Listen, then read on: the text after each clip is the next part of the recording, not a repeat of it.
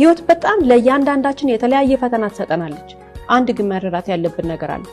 ሰው ሲጎዳ ራሳችን እንዳንወቅስ፣ ሰው ሲበድለን እዛው ቁጭ ብለን እንዳናለቅስ፣ ሰው ሲያጎሳቁለን እዛው ቁጭ ብለን እንዳንገኝ ማድረግ ያለብን ምንድነው? ቻው ደህና ዋሉ፣ እኔ ጉዳት ሰፈር አልገኝም፣ እኔ የምበደልበት ሰፈር አልገኝም፣ እኔ የምጎሳቆልበት ሰዎች አጠገብ አልገኝም ብለን እርግፍ አድርገን ትተን መሄድ ነው።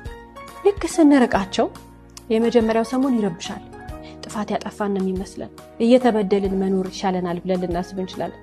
ሳምንት፣ 15 ቀን፣ 3 ሳምንት፣ ወር እያለ ከዛ በኋላ ግን የዛኔ ነው ምን ያህል ተንገብግበን እንደነበረ የሚታወቀን።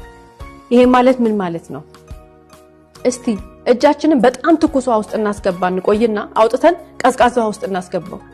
ቀዝቃዛው አይደለም የሚሰማን፣ ስንት በሙቅ ውሃ ስንት እንቃጠል እንደነበረ ነው የምንረዳው። ከአንድ ነገር ውስጥ ስንወጣ ነው እንዴት ተጎድተን እንደነበረ የምናውቀው። ከአንድ ነገር ውስጥ ስንወጣ ስንርቅ ነው ምን ያህል ስንበደል እንደነበረ የምናውቀው። ሞኝ እንዳንሆን እዛው ያልተገላበጠ ያራል ማለት እውነት ነው።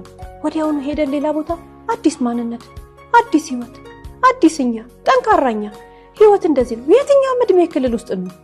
ምንም ይሁን እድሜያችን፣ ምንም ይሁን ጾታችን፣ ማንንም እንሆን እየከፋን የሆነ ቦታ እንዳንቀመጥ፣ እየተበደልን የሆነ ቦታ እንዳንቀመጥ።